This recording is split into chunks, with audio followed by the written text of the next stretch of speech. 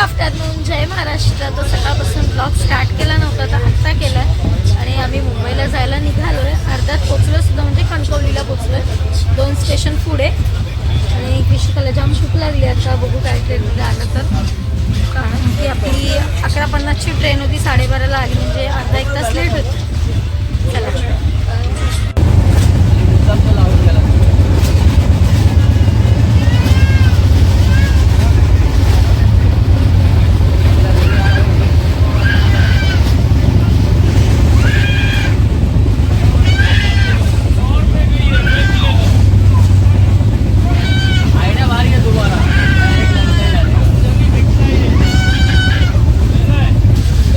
लस्सी घेतली आणि लस्सीवाल्यानी जो ट्रेनमध्ये काम करणार आहे त्यांनी फसवण्याचा प्रयत्न केला.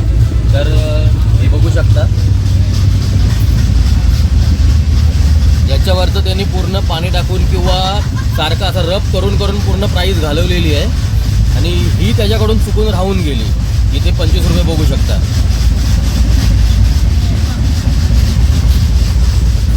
तर ती लोक असंच करतात, प्राईस घालवतात आणि आपण बघत नाही. आपल्याला वाटतं एवढे ट्रेनमध्ये काम करत आहेत म्हणून आपण देऊन टाकूया 5 रुपये, किंवा लक्ष देत नाही. पाण्याच्या बॉटल पण 15 रुपये असतात, तर तो 5 रुपये एक्स्ट्रा काढायचा प्रयत्न करत होता. हा चुकून राहिला, त्यामुळे आमचे 10 रुपये वाचले. 2 लसीच्या मागे 25 रुपयाचे 30 रुपये मागत होता तो. त्यामुळे पुढच्या वेळी काळजी घ्या, नीट प्राईस बघा. प्राईस जर सोडलेली असेल तर घेऊ नका, त्याच्यावर प्राईस असेल तीच घ्या. तर रत्नागिरी स्टेशन आलं आहे आता आणि कृषिका झोपली आहे. सुद्धा झोप.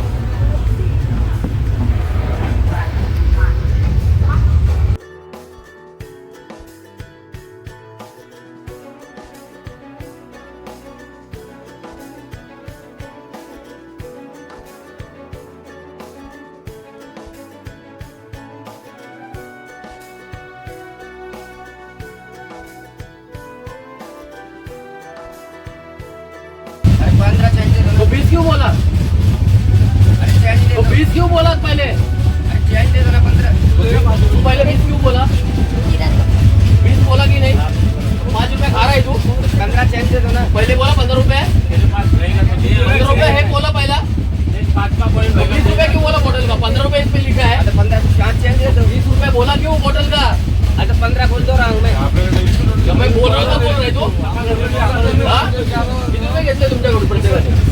15 रुपये बॉटल आहे, हे पैसे काढतात एक्स्ट्रा. हे मगाशी लस्सीवाला पण आला, तो पण 5 रुपये एक्स्ट्रा काढा होता. नहीं है अभी वो, नहीं है, नहीं है. 20 क्यों बोला वो वाला पहिला?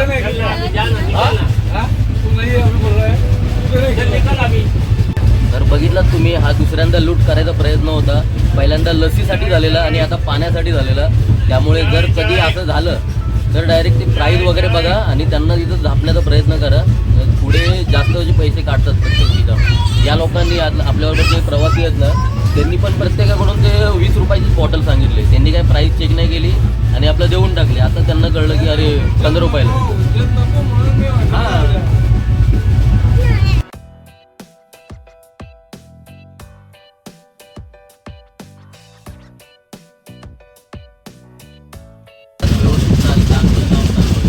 तर हाच तो मुंबई गोवा हायवे, ज्याच्यावरून आम्ही गावाला वगैरे जातो. आणि आता रस्ता बघा एकदम प्लेन सपाट झाला. गाड्या सरसर पळत आहेत आणि तो मध्ये मध्ये खड्डे असल्यामुळे गाड्या थांबायच्या मध्ये. सुसाट जात आहेत एकदम. आपण ट्रेन ह्याने बाईकने जाऊया का?